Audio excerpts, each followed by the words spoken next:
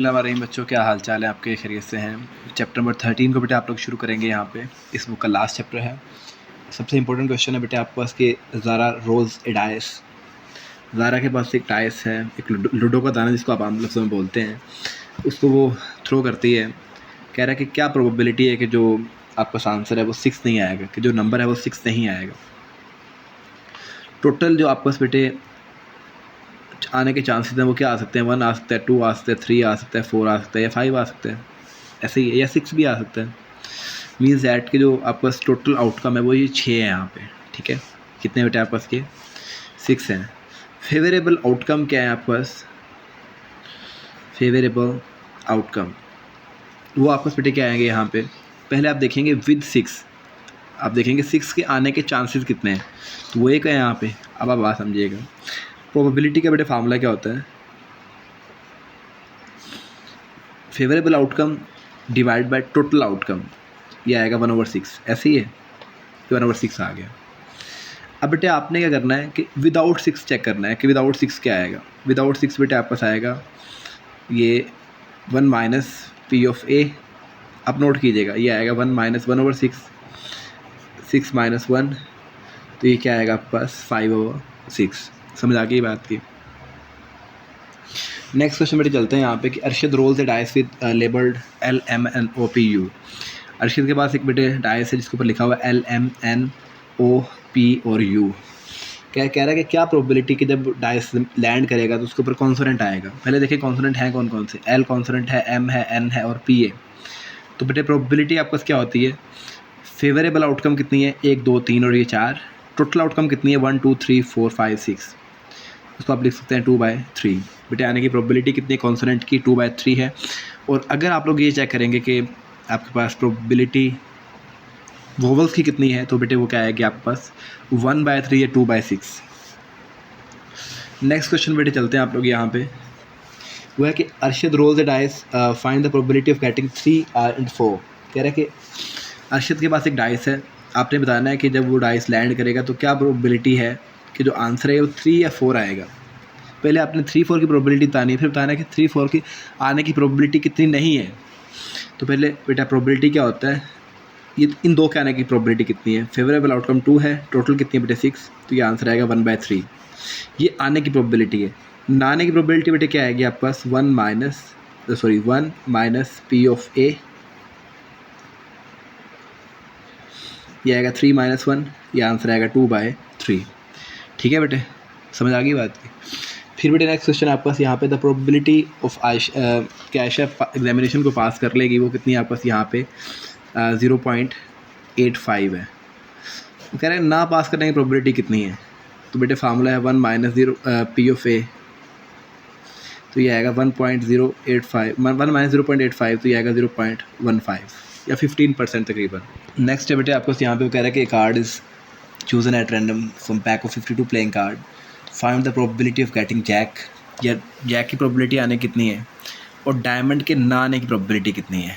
Diamond के ना आने की प्रोबेबिलिटी कितनी है? देखो यार, 4 जैक के होते हैं, 4 डायमंड के, 4 ही जैक क्वीन के, 4 क्वीन के होते हैं, फिर 4 ज़ीरोज़ के, 4 1, फिर 4, इसी तरह तरतीब से 9 तक चलते हैं। ये 40 वो और ये 12, ये कितने हो गए आपके पास टोटल? 52 playing card.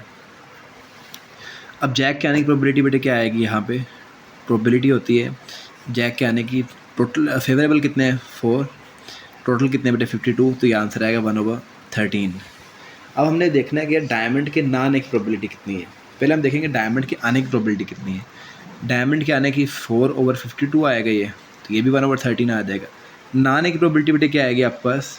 नोट कीजिएगा, 1 माइनस 1/13, तो ये आएगी 13 - 1, 12/13 इसका आंसर आएगा।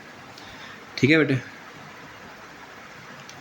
नेक्स्ट है बेटे आपके पास यहाँ, सॉरी बच्चों, ये आप लोग डायमंड के करेक्शन कीजिएगा। यहाँ पे ये 13 कार्ड्स होते हैं, तो ये 13 आएगा यहाँ पे। 13 1 are 13, 13 4 are 52, तो ये 1/4 इसका आंसर आएगा।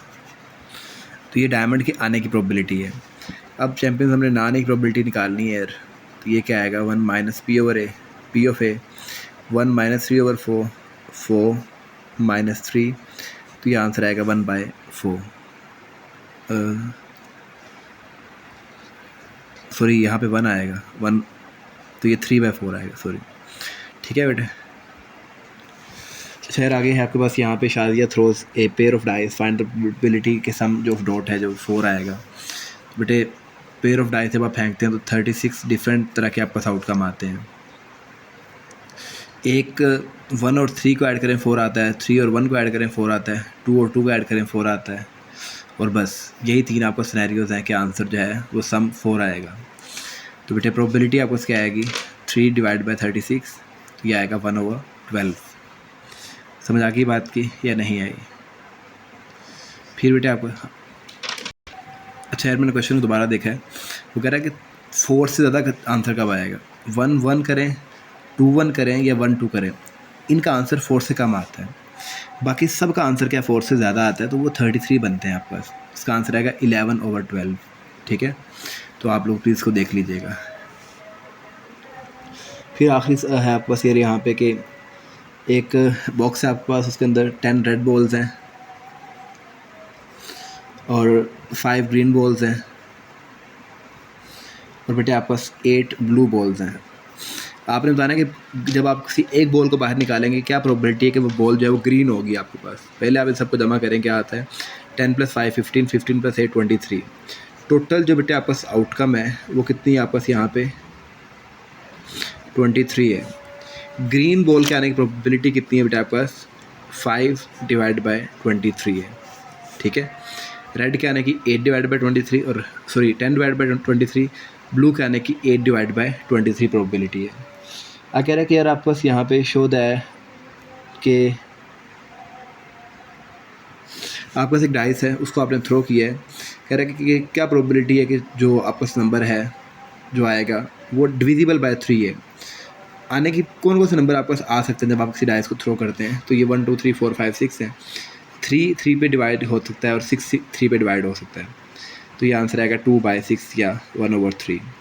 वो नंबर जो कि 3 के डिविजिबल हैं जब आप किसी भी डाइस को थ्रो करते हैं, तो उनके आने की प्रोबेबिलिटी कितनी है आपके पास 1/3। तो बेटा ये सिर्फ ये क्वेश्चन आपने करने हैं, आप ये क्वेश्चन कर लें इंशाल्लाह। अल्लाह आप खामे नासिर है, इसके बाहर चीज़ें पेपर में नहीं आएंगी। खुश रहिए, आबाद रहिए। अस्सलाम वालेकुम वरहमतुल्लाहि वबरकातुहू।